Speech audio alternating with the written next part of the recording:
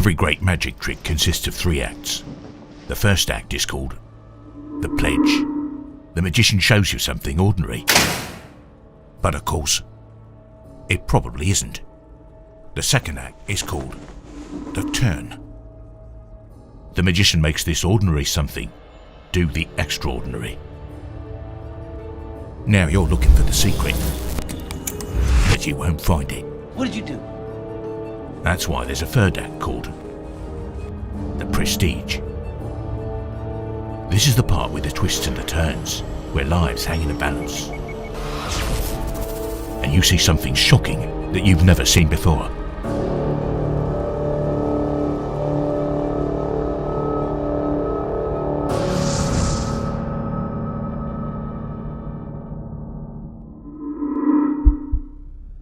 What do you want to be when you grow up? While there are many different answers to this question, a survey of 500 children revealed that of the boys surveyed, the most popular future dream jobs were ones that promised fame, fortune, and the ability to help, whether that was becoming a famous athlete or transforming into a superhero. Unfortunately, as we grow older, we learn that we probably won't develop superpowers or get the feeling of winning gold at the Olympics. But the dream is not lost in entirety. I may not be able to be an actual superhero, but I can look like one, you tell yourself. Or maybe you've had enough in the way you feel, in the way in which you are treated, which would almost certainly be different if you look like some of these people. So what do they look like? After a quick search on Google, you get a clear image. The vast majority all seem to have incredible strength, muscle, and low body fat. And it's almost like there's a more impressive transformation year after year. Desperate to find their secrets, you have fitness companies studying them, entire careers devoted to discovering their formulas to success. Alright guys, I want to talk about the truth about Zac Efron's physique in Baywatch. People have even settled on mathematical proportions which you need to reach if you want to resemble many of these popular celebrities. Known as the golden ratio physique, these ideal proportions suggest that the optimal stats for someone who is 5'10" requires a 32-inch waist, 52-inch shoulders, along with 16-inch biceps. Of course, getting into impressive shape like this would take most people a decade to achieve, and many of these celebrities are getting close in less than a year. So, how do they do it? Chicken, steamed vegetables, and occasionally some brown rice or something like that. Brown rice, grilled chicken, broccoli, a gallon and a half of water a day, and working out 2 to 3 times a day, 6 days a week. It was about 9 months of chicken breast and broccoli. I worked out 6 hours a day, every day, for the last 20 years straight. Chicken, loads of chicken. Like these just bland, naked pieces of chicken and rice and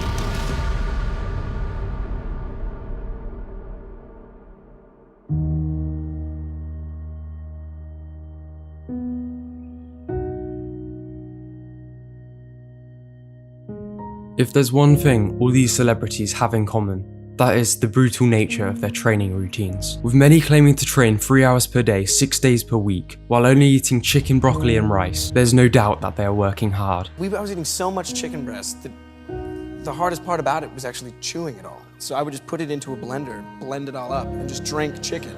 Although others are quick to point out that they have the best trainers in the world, personal chefs, and get paid to work out. However, if you actually listen to how these actors say they got in shape, it's often pretty basic stuff. One of our first days of training, he was like, all right, 200 pull-ups, 200 push-ups, and you're done. And then he just walked out. And their workouts seem to be filled with exercises that were randomly put together. But perhaps these trainers who have these celebrities doing all these unconventional, insanely intense workouts which go against all scientific literature know something we don't, because many of these stars are gaining muscle at an unnatural rate, all the while handling their other commitments, and they never seem to get injured despite training intensely while eating a diet deficient in many vital nutrients, with many actors also being past the peak age for muscle building. Sure, it would be easy to claim steroids at this point, as many people do, but where's the solid proof? Would it not be harsh to discredit their hard work, strict diet, and world-class coaching? Besides, many of them have been working out their entire lives, and you cannot ignore the role that muscle memory plays in many of these transformations. Some people are just genetically more muscular than others. For example, they may just have the so-called Hercules gene, which allows anyone with it to naturally hold a lot more muscle. So just because someone can gain muscle a lot more easily than you, it doesn't necessarily mean that they're taking anything. And let's also not forget that the very same technology which is being used to make these people look skinnier, could also be used to make them look bigger in films. What you could be seeing may be enhanced by CGI. So, is that it? Strict diet, extreme training, amazing genetics, and the incentive of a massive paycheck? Surely there's something more. I mean, you may have tried to follow this advice before and have never come close to them. Could these people have another trick up their sleeve?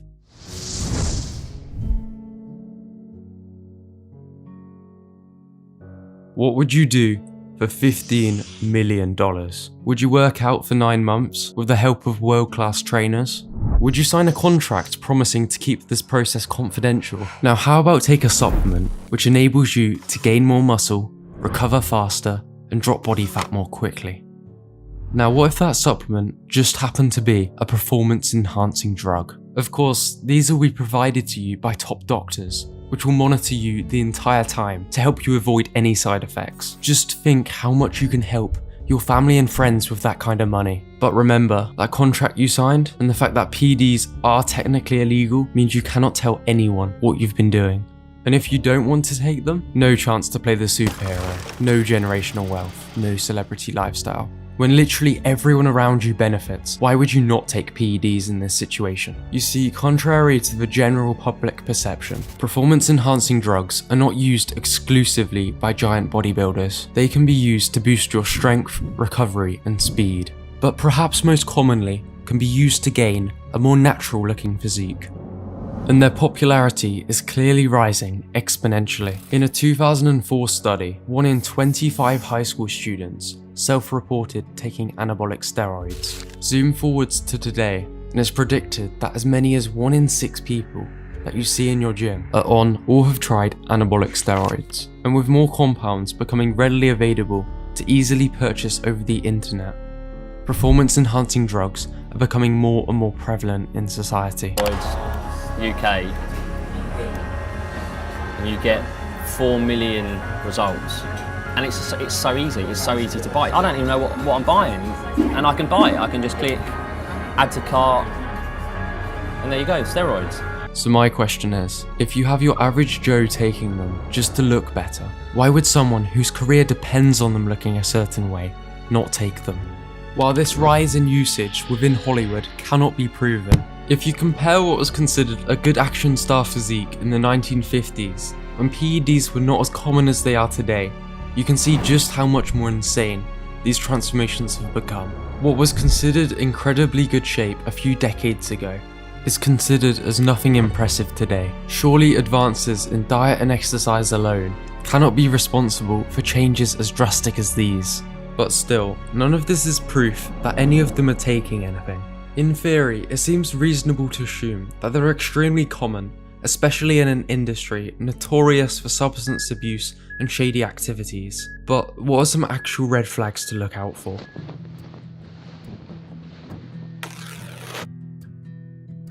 While these signs do not conclude steroid use, when many coexist together, you should start to get suspicious. These red flags include gyno, hair loss, overdeveloped shoulders and traps, acne, and abnormal vascularity. And then you have the more obvious, such as gaining abnormal amounts of muscle in a short time period.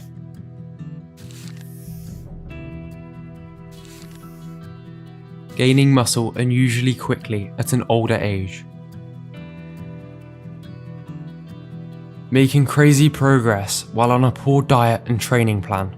So just training constantly, eating just chicken breast, broccoli, and that is it? Yeah. So he makes pretty clear that chicken breast and broccoli is the diet model, and he did that for 9 months. So we're looking at about 1,318 calories, and we're looking at a deficiency in almost all areas. While I'm not going to call anyone out directly, many of these actors do display many of these red flags. Even though a lot of them are probably natural, it's highly unlikely that every single actor has outright refused some assistance, especially given the pressure they're under.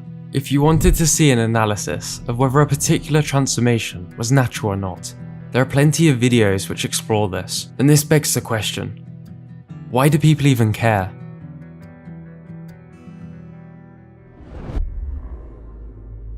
While I'm well aware that these stars probably inspire millions to get into better shape and probably have a net positive effect, there is a flip side to the coin. When the people many look up to achieve unnaturally impressive transformations, this becomes the standard at which people believe is naturally achievable if you just follow their exact routine. Of course, until these fans, despite the best efforts, do not achieve anywhere near the same results, which can be very demotivating at the very least. But unrealistic body expectations come with many dangers. While these transformations look extremely desirable, what you don't see are the mental consequences that such unsustainable routines have on the actors. Is there a lot of pressure to keep up? Yeah, the answer is yes. It's tough reading those comic books because in the comic books he's like 6'4", 240 or something. He's a huge animal. I'm nowhere near that. Audiences expect you to look like a superhero now. I think there is a slight body dysmorphia that you get, you know, after training so hard. Yeah. And these are people who can afford the best of everything and are supported the entire way. Imagine the potential negative effects that following these routines has on young kids. These actors may look healthy, but the things which they're doing are far from it. So when I got to Orange is the New Black for the first shirtless scene, I definitely did some unhealthy crash dieting. And being in TV long enough, I'll tell you this is something that almost all actors and actresses do for these shirtless scenes. In a similar way to which runway models were glorified along with their ridiculous lifestyles.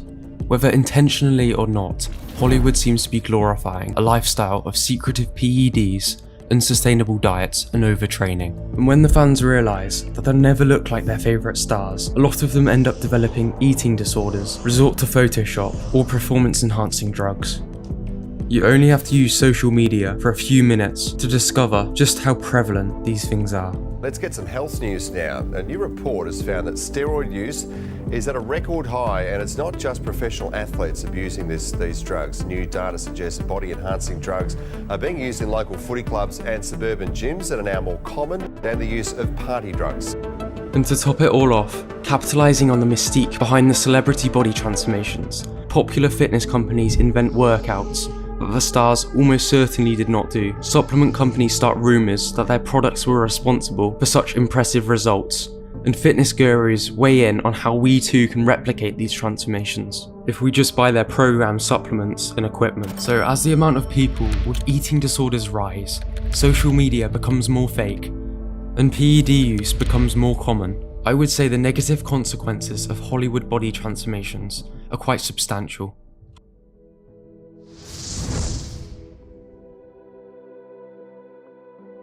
Performance-enhancing drugs are probably extremely common in Hollywood, and I completely understand why. Actors are required to transform their bodies within months, and there's just so much money on the line for everyone involved. The trouble is, at least at this point in time, there's zero transparency, which of course comes with many consequences. And when anyone even tries to bring them up, they're labelled as jealous, so it's not something which is even going to be spoken about. I think most people are okay with superhero level physiques being viewed as ideal or necessary for certain roles. The problem is the lack of openness about the reality of obtaining a physique like this, and that is what reinforces unrealistic standards, creating an array of problems. I don't see any ethical issues with actors choosing to crash diet or choosing to take enhancements. The issues arise when magazines and supplement companies then use these unrealistic body transformations to sell a useless product or dream to the general public.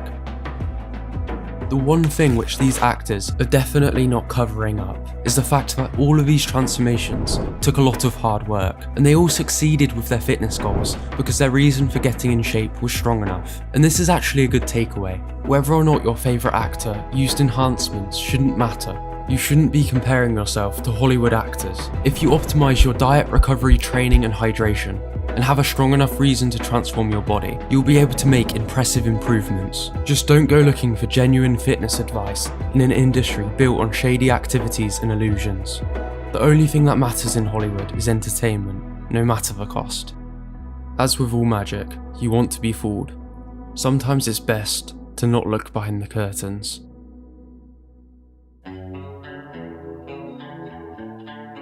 No more secrets. Secrets of my life.